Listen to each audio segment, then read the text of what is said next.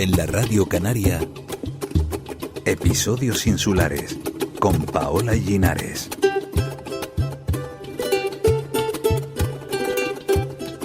Antes de que se proclamara la libertad de Venezuela, miles de mujeres y hombres procedentes de Canarias habían cruzado el Atlántico y formado parte esencial de la vida colonial como agricultores, comerciantes y vecinos de amplias regiones del territorio.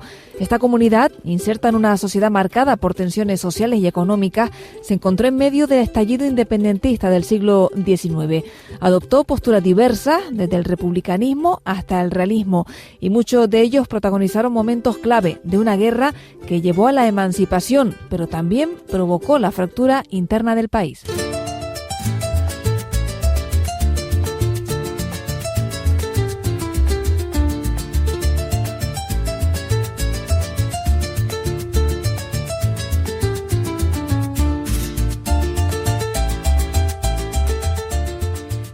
Venezuela inicia su proceso de independencia el 19 de abril de 1810. Quiere romper lazos coloniales con España, pero este proceso va a ser largo y complejo, y la migración canaria va a jugar un rol fundamental. Manuel Hernández, catedrático de Historia de América en la Universidad de La Laguna. ¿Qué tal, Manuel? Bienvenido a Episodios Insulares. Hola. Vamos a conocer, Manuel, primero cuál era la presencia y la situación de los canarios o descendientes de canarios durante esos primeros años del siglo XIX. ¿Qué porcentaje aproximadamente podía haber de canarios en la población de Venezuela y a qué clase social pertenecían mayoritariamente? Bueno, una cifra exacta es difícil porque no hay un censo a esos niveles. Pero los canarios a finales del siglo XVIII, principios del siglo XIX, había vuelto a renacer la inmigración familiar que había caracterizado el periodo de 1670-1750, con el desarrollo de nuevos cultivos en los cuales los canarios van a jugar un papel significativo, como el café, que pasa a ser de no existir una mata en 1790 a ser el 20% de las exportaciones en 1804, del añil y del tabaco, sobre todo el tabaco que se cultiva en Aragua, donde hay una enorme migración canaria, sitios como Turmero, Santa Cruz de Aragua. Por tanto, es una época, cuando llega 1810, Venezuela vive una época de expansión y la migración canaria acude de forma vertiginosa allí. Entonces los canarios van allí de todos los sectores sociales, porque además muchos sectores de las clases dirigentes canarias van a Venezuela también porque tienen conexiones. Además, en Venezuela se da una cosa que no se da en Cuba, que hay un elemento muy importante de las clases dirigentes que tienen papel y muy importante en América. Una parte vienen de comerciantes del comercio canario-americano, otros son hacendados en las islas, otros son pequeños mercaderes que terminan convirtiéndose en grandes comerciantes. Es un fenómeno muy significativo que destaca en el caso venezolano, y eso explica que los canarios están en todos los sectores sociales, desde la élite hasta los esclavos. Hay hasta una serie de esclavos canarios que van a Venezuela, en parte con sus amos y en parte pactando la libertad con sus amos. La mayoría de los emigrantes canarios eran personas analfabetas, campesinas, etcétera, pero también había de todo el mundo de los marinos. El caso, por ejemplo, de Francisco de Miranda no se puede entender sin los marinos del puerto de la Cruz. Más de 200 personajes de su familia emigraron desde el puerto de la Cruz, y todos ellos se dedicaban a la marinería, a la pesca, etcétera, y eso también es otro grupo importante de canarios, que son los canarios que están en el mundo del mar o están en el mundo del pequeño comercio, como era el caso del padre de Francisco de Miranda. Ajá. Bueno, pues un grupo grande, como vemos, de canarios, emigrantes canarios, que van a tomar un papel importante también en la independencia de Venezuela, que es de lo que queremos hablar hoy. Una independencia cuyo inicio, decíamos antes, que se marca el 19 de abril de 1810, pero ya antes, a finales del siglo XVIII, se producen los primeros conatos de independencia. Uno de estos conatos es la conjuración de los mantuanos, donde ya había canarios. ¿Quiénes eran los mantuanos y qué canarios había entre ellos? Bueno, los mantuanos quiere decir la aristocracia de Caracas, los grandes cacaos, los grandes terratenientes. Lógicamente habían algunos canarios. La conjura fue un intento que fracasó, pero que demostró, estamos hablando de 1808, cuando España había sido invadida por los franceses, pero todavía no se sabía lo que va a pasar en 1810, que es el fin de la Junta Suprema del Central de Sevilla y la ocupación de todo el territorio peninsular, con la única excepción gracias a la flota británica de Cádiz. Claro, se fue el detonante, ¿no?, de todo el proceso de la independencia de Venezuela, la ocupación de Francia en la península ibérica. Sí, por supuesto, sin eso no se hubiera desarrollado la independencia, no hubiera tenido el apoyo. En 1797 una serie de comerciantes de La Guaira, Gual y España, hicieron un intento y no tuvo ninguna repercusión. En más, las élites lo apoyaron. En 1806, o sea, 4 años antes, Francisco de Miranda, con un ejército de mercenarios norteamericanos en 3 buques, desembarca en Vela de Coro y no le apoya a nadie. Es más, muchos de los que 4 años después van a protagonizar la independencia recaudan dinero para condenar a él. Él escapó en su buque, pero otro de los buques fue capturado y todos los que estaban allí fueron fusilados. Francisco de Miranda, que tendrá un papel importantísimo después en la independencia de Venezuela, y como dice, en este momento, cuando intentó esa llamada invasión de Miranda, no tuvo, ni siquiera fue seguido, pero sí que sembró ya la semilla de la independencia, ¿no? Sí, pero la semilla de la independencia, vamos a ver, los hechos políticos no se explican sin cambios importantes, ¿no? No es lo mismo el caso de la independencia de los Estados Unidos que el caso de la independencia de la América Española. El caso de la independencia de Estados Unidos fue motivada fundamentalmente por la cerrazón británica de imponer impuestos para pagar la guerra de los 7 años. Y se produjo cuando Inglaterra estaba en pleno esplendor de su poder, en la mayor potencia del mundo. Había derrotado a los franceses y a los españoles, había ocupado al Canadá y había extendido sus dominios por la India, era la mayor potencia del mundo y entonces las 13 colonias norteamericanas decidieron independencia, pero es que en 1810 España no existía. Sin eso no se puede entender los procesos de independencia. Hispanoamérica es un mundo con muchas sociedades muy distintas que nada tienen en común. O tienen enormes diferencias. En el caso de Caracas está claro que la élite caraqueña, sin saber muy bien lo que hacía, tomó el poder porque lo que no querían es que hubiera 2 motivaciones. Una que estaba ya clara, que era tener libertad de comercio, pero eso ya en parte la habían conseguido. La incapacidad de España en todas las largas guerras de finales del 18, principios del 19, había legalizado el libre comercio. Y la otra cuestión fundamental es evitar la anarquía que deriva de que no hay las autoridades coloniales, incluso la propia existencia, como se verá en el proceso de la independencia, la propia existencia de lo que llamamos Venezuela es una decisión política española que además era del otro día, de los Gálvez. José de Gálvez decidió en 1777 crear lo que hoy es Venezuela, que antes no existía, y crear la Capitanía General de Venezuela, que estaba formada por 3 antiguas gobernaciones que unificó en una, la de Caracas, la de Maracaibo y la de Guayana, que eran sociedades además distintas, porque Maracaibo es una cosa, el mundo andino, el pequeño mundo andino venezolano es otra, más conectada a Colombia que otra cuestión, el oriente es otro mundo, y hay que tener en cuenta que quien toma el poder en 1810 es el Ayuntamiento de Caracas, es la Junta de Caracas, y Caracas se toma el poder, pero están tomando el poder en torno de la sociedad caraqueña y de la sociedad venezolana en general, de todos los sectores sociales y de todas las etnias y de los grupos y de las élites locales. Eso va a chocar. Entonces, cuando toman el poder las élites caraqueñas y deponen al capitán general en Para y proclaman la Junta Suprema de Caracas, esa Junta Suprema que crean el 19 de abril de 1810, todavía estaba en nombre de Fernando VII. Ellos se declaraban junta en nombre de Fernando VII porque Fernando VII estaba preso. No es una declaración de independencia, es una independencia de hecho, pero no de derecho. Lo que pasa es que en Venezuela se radicaliza la situación en Caracas de tal forma que en apenas un año se declara la independencia el 5 de junio.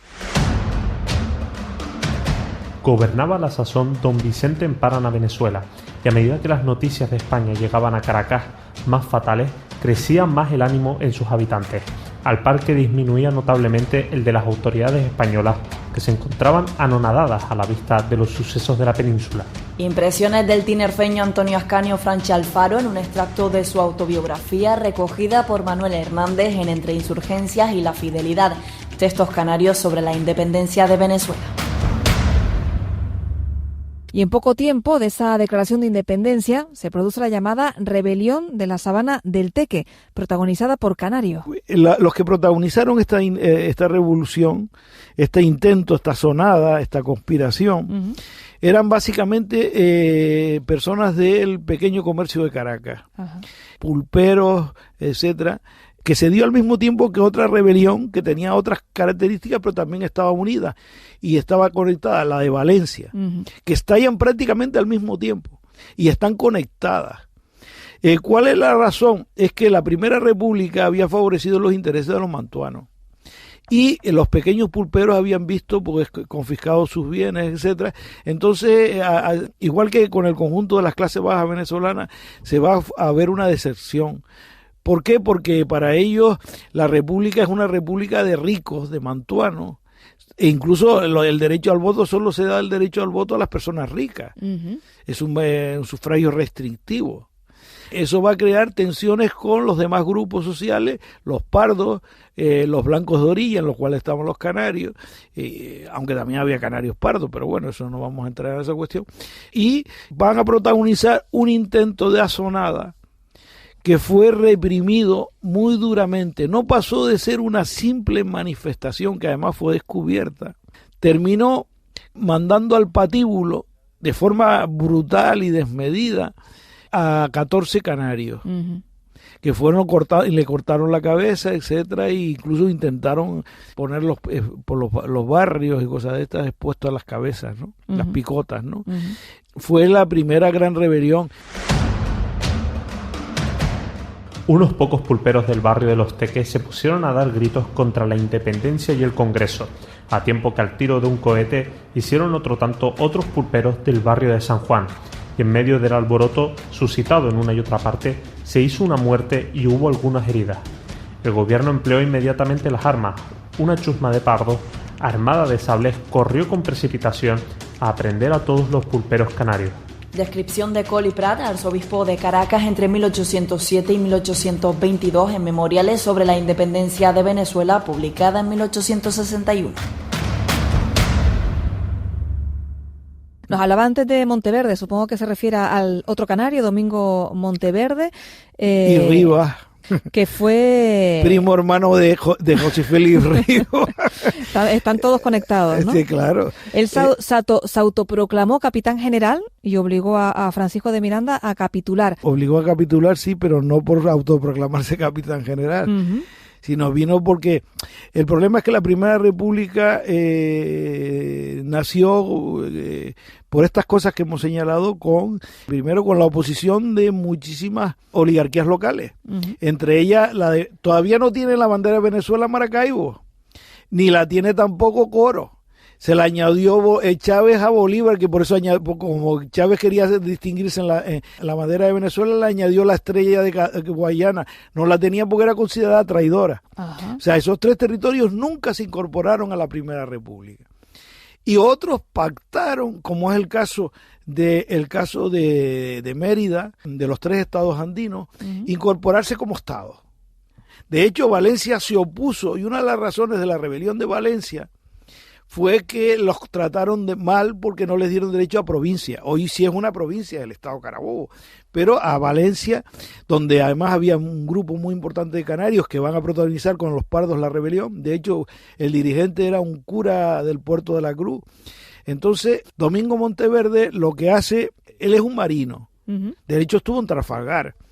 Un marino lagunero de formación, digamos, de marina, de lo que llamamos formado de marina, no marinero. Y él estaba vinculado con muchas familias, y Domingo Monteverde y Rivas, como hemos dicho, era primo hermano de los dirigentes más importantes de la independencia. Fíjate que Chávez, cuando inventa una de sus misiones, le llama Misión José Félix Rivas.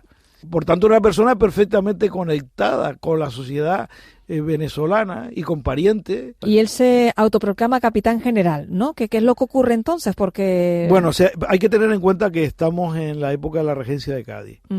Y Cádiz había elegido a un cubano que era gobernador de Maracaibo, Entonces, Fernando Millares, que era un famoso personaje cubano de Santiago de Cuba, que había sido incluso gobernador de Barinas, etcétera, pues lo nombró la regencia. Pero él, viendo que todo el mundo se la adhería a él, me refiero a Domingo Monteverde, pues decidió autoproclamarse capitán general. Hubo un proceso y se debatió en las Cortes, pero las Cortes terminaron, ¿qué hacemos? Si rompemos con él, rompemos con el movimiento realista en Venezuela. Entonces, lógicamente, terminó siendo reconocido por la regencia y por las Cortes de Cádiz. Los realistas, que eran los que apoyaban al gobierno español, digamos, ¿no? Sí, sí. Los que querían que siguiera siendo parte de España, claro. Vale. Le he escuchado o le he leído a usted escribir que los canarios se convirtieron en la columna vertebral del nuevo orden que se establece pues cuando llega Domingo Monteverde, ¿no? Metió a muchos de los canarios en los puestos, en algunos de los puestos importantes en Venezuela. Sí, bueno, vamos a ver, sí. Por un lado, curiosamente, los canarios de la élite siguieron apoyando la independencia. O sea, había un altísimo porcentaje de canarios de la élite que apoyaron la independencia. Pero, sin embargo, los canarios de las clases bajas apoyaron la mando realista. Entre los que formó la Junta de Gobierno, ese intento paralelo, y usó a los canarios como la columna vertebral. Y entre ellos había un médico que había sido independentista, Antonio Gómez, natural de Las Palmas, que era un personaje de ideas ilustradas. Entonces, Monteverde se basó en los canarios, además ocupando cargos importantes. Digamos que formó una especie de alternativa canaria para suceder a los mantuanos. Los mantuanos, que era la columna del antiguo régimen, que digamos la oligarquía venezolana, fue desplazada por Monteverde. Hay toda una leyenda negra sobre Monteverde, pero como dice muy bien su enemigo José Francisco de Heredia, él no mandó fusilar a nadie. Cosa que no podía decir la Primera República, ni va a decir después la Segunda República, ni va a decir después, por supuesto, Bobe. Pues para llegar a la Segunda República tenemos que hablar primero de Simón Bolívar y de su entrada en Caracas, ¿no? En 1813, Manuel. ¿Qué fue lo que ocurrió y qué pasó con Domingo Monteverde, que como nos estaba contando? Bien, Domingo Monteverde, su proyecto fracasó al año. Él llegó y triunfó en 1812, pero era difícil mantener ese sistema con solo una columna vertebral en torno a los canarios. El caso curioso de Bolívar es que Bolívar, después de haber perdido la plaza de Puerto Cabello, la puerto más importante junto con La Guaira de Venezuela, pues este hombre, que fue el factor decisivo, Miranda tuvo que capitular cuando ya cayó Puerto Cabello, porque ya prácticamente no quedaba nada. Por eso se vio obligado a firmar con Monteverde la capitulación. Pero mientras que estaba yendo a embarcarse en La Guaira, Simón Bolívar lo cogió preso y se lo entregó a Monteverde. Y Monteverde lo iba a llevar a Puerto Rico y después a La Carraca en Cádiz, en San Fernando de Cádiz, donde murió en 1816. Y a cambio, pues Bolívar, con sus primos, salió libre con un pasaporte de propio Monteverde en premio a sus servicios, dice él, y también al parentesco de sus primos, porque 3 de los primos de Monteverde eran tíos de Bolívar, casados con las hermanas de su madre. Entonces, él se fue a Curazao, de Curazao fue a Cartagena, y él va a montar un ejército que no habían prácticamente ningún venezolano. Era un ejército formado por mercenarios franceses y por colombianos, que entran a Venezuela por el mundo andino, por Mérida y por Trujillo. Y en Mérida y Trujillo van a practicar la famosa declaración de guerra a muerte. ¿Qué significó la guerra a muerte? Porque aquello fue una barbarie y de violencia, ¿no? Durante sí, porque años. La guerra a muerte es una declaración que dice, es un intento de crear una americanidad ficticia, como se va a demostrar después, para decir que ustedes americanos pueden ser los mayores asesinos del mundo, pero los perdonamos porque son americanos. Y ustedes, españoles y canarios, porque distingue entre españoles y canarios el decreto de guerra a muerte, contar con la vida si tomás partido, o sea, si son soldados del ejército, pero con la muerte si son indiferentes o toman partido por el realismo.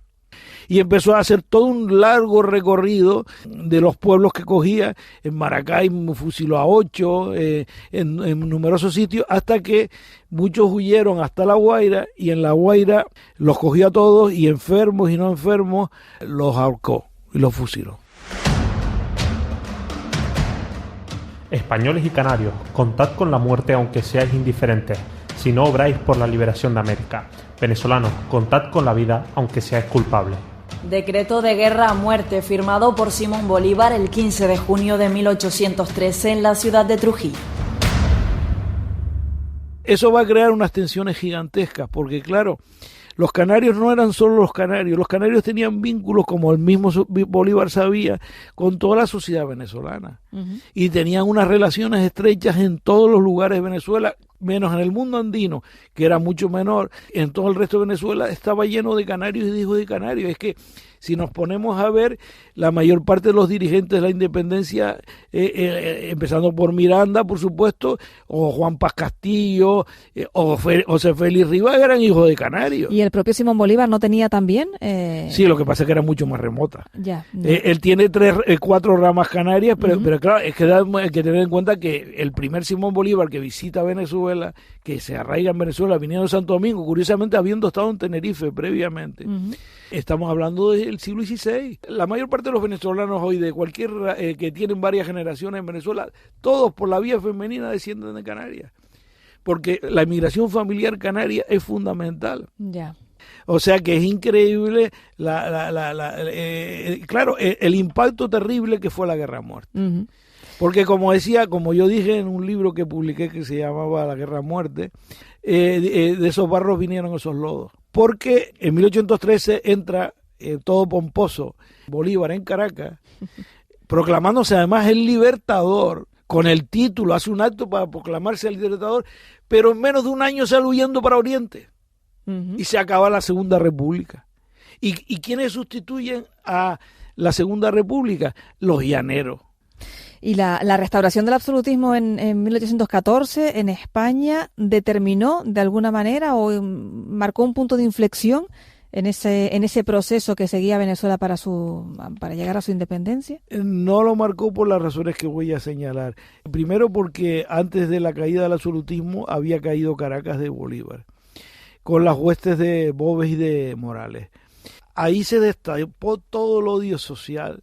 Hubo un odio terrible de clase. Eso explica que Venezuela tuvo 1/3 de la población muerta en una época que las bayonetas eran el arma más potente. Porque el cañón ni se podía usar. ¿Dónde se iba a usar el cañón? Y de todas formas, según tengo entendido, Fernando VII, cuando recuperó el poder, envió una fuerza expedicionaria a Venezuela con Pablo Morillo a la cabeza. Sí, era para Venezuela y para Colombia. Ajá. Fue de hecho la única que se envió, porque a la Río de la Plata nunca hubo un solo soldado. Esa tropa se hizo cuando ya Boves estaba en el poder. De hecho, Boves también se autoproclamó capitán general. Lo que pasa es que al año siguiente murió. Lo mataron, no murió en una batalla, la batalla de Urica. Y entonces Morillo se hace con el poder, pero ahí empiezan las tensiones tremendas, que van a explicar el cambio de chaqueta de los llaneros. Ajá. Los llaneros habían sido la columna vertebral de la Segunda República. Entre ellos había muchos canarios, muchos pardos. Eran personas que sabían montar a caballo, mover en lanza, eran personas con una gran movilidad. De hecho, los llaneros son los que conquistan con Bolívar hasta Bolivia, que se llama Bolivia no por casualidad, ¿no? Entonces, estos llaneros que habían sido realistas, llega Morillo y dice, esto es, porque Morillo va con un ejército profesional, otro gran problema, porque ese ejército profesional cobra sueldo y tienen que mantenerlo, entonces secuestran los bienes y hay otras tensiones terribles. Entonces Morillo dice que el ejército de Morales, que era el jefe entonces de los llaneros, es un ejército de segunda categoría, milicianos, no eran ejércitos, eran milicias, y entonces ya las tensiones están claras. Porque ellos no cobraban, claro. No, ellos saqueaban, es otra cuestión, pero vamos a decir así, eso hace que paulatinamente los llaneros, incluidos los canarios, empiecen a cambiar de bando. Y empiezan a cambiar de bando a partir de 1816. Hay que tener en cuenta que la gran batalla de la independencia es de 1821, la batalla de Carabobo. Después quedan 2 años después, caen Maracaibo y Puerto Cabello, fueron en 1823, los canarios empiezan y también el conjunto de los llaneros empiezan al ser maltratados y considerados de segunda categoría por los ejércitos profesionales españoles, empiezan a ir pasándose al otro bando. No se conocían las plagas, los alojamientos, las tiendas de campaña, los vestuarios. No había más que una ración de carne insípida. Igual era en todo el oficial al soldado. Tratábanse como padres e hijos, se corregían del mismo modo, y esa uniformidad sostenía el contento y la opinión de todos. El general realista Francisco Tomás Morales en relación histórica de las operaciones del ejército expedicionario de Costa Firme. Esto hace ya que la balanza se empieza a desequilibrar de forma evidente en favor de los independentistas. Y ahí aparece un personaje, hijo de canarios, que probablemente fue realista. Él trató de ocultarlo en su memoria, pero es normal que lo tratase de ocultar. José Antonio Páez. José Antonio Páez, un llanero, le llamaban el catire de los llanos, porque catire en venezolano es rubio, ¿no? Empieza a traer a los pardos diciéndole que mientras que el ejército de la Primera República era un ejército oligárquico, ¿no? Y los coroneles era como el sistema de milicias español, los coroneles eran los ricos. Ahora dice usted, en función de sus habilidades y sus actitudes, pueden cambiarse de mando. Fíjate tú que hay un famoso majorero, Peraza Betancourt, y este hombre fue un personaje increíble porque mandó incluso al Ayuntamiento de La Laguna el manifiesto que dirige al Cabildo para que el Cabildo de La Laguna apoye la independencia y se independice de Estado. Cosa que no tiene nada extraño porque en 1826 el propio Bolívar, en el famoso Congreso de Panamá, incluye a Canarias entre los sitios que tienen que ser liberados, junto con Cuba y Puerto Rico y Filipinas, del dominio español. Entonces, Peraza Betancourt dice en su famoso manifiesto que los canarios, con el resto de los criollos, estaban cambiándose de bando porque fueron mal atendidos por los peninsulares, por el ejército peninsular, y se pasan al ejército llanero masivamente, dice.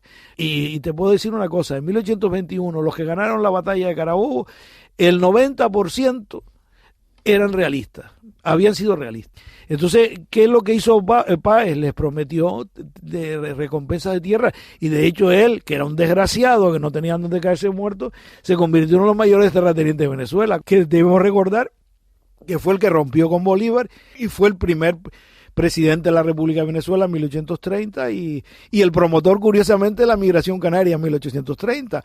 A pesar de haber sido considerado enemigos capitales de independencia, dicta un decreto cuando todavía era ilegal emigrar a la República Independiente, que no estaban reconocidas por España, era ilegal hasta 1853, promover la migración canaria. Entonces, ¿qué quiere decir con esto? Que prácticamente fue una guerra civil y en la cual la gente se movía en función de los intereses y de los cambios sociales y de los odios y los prejuicios sociales que eran muy arraigados. ¿Y cuándo se formaliza la independencia de Venezuela? Es que hay que diferenciar entre lo que es la Gran Colombia. Vamos a ver, Bolívar era un idealista que creía que podía ser un poder político controlado fundamentalmente por militares, entre ellos su lugarteniente Antonio José de Sucre. Pues Bolívar intentó en 1821 en el Congreso, primero el Congreso de Angostura, que hoy se llama Ciudad Bolívar por él, y después el Congreso de Cúcuta, crear la Gran Colombia, que era una especie de país con capital en Bogotá. Estaba formado por Colombia, Venezuela, Panamá, que todos sabemos que se independiza de Colombia en 1905, es otra historia, y Ecuador. Todo eso lo fundó Bolívar y se mantuvo hasta 1830. En 1830, dos venezolanos, y los dos curiosamente de origen canario, Flores, que era de Puerto Cabello, se independiza, y José Antonio Páez, y proclaman en 1830 la República de Venezuela. Entonces, la Gran Colombia dura entre 1821 y 1830, y después la actual República de Venezuela, hoy llamada República Bolivariana de Venezuela después de Hugo Chávez, es de 1830. Bueno, pues interesantísimo, Manuel, la verdad, la cantidad de canarios, ¿no? Además que muchos nos los ha dicho con nombres y apellidos, hasta con familiares, y el papel importante que tuvieron muchos de ellos y el rol importante que jugó la comunidad canaria de migrantes canarios en la independencia de Venezuela. No tiene más que ver que los 3 primeros presidentes de Venezuela eran hijos de canarios. José Antonio Páez, Carlos Sublet y José María Vargas, que era un famoso médico. El padre era de Aruca. Y después están los Monagas, que hay 2 estados. Uno de ellos además fue muy famoso porque abolió la esclavitud. José Tadeo, José Gregorio Monagas eran nietos de canarios, obviamente con un apellido indiscutiblemente Gran Canario. Bueno, desde luego bastante ilustrativo. Manuel, muchísimas gracias, como siempre, ha sido un placer hablar con usted. Igualmente. Gracias a Manuel Navas y a Cintia Quintana por poner voz a los textos históricos y a Fernando Mínguez por la edición técnica. Hasta el próximo programa.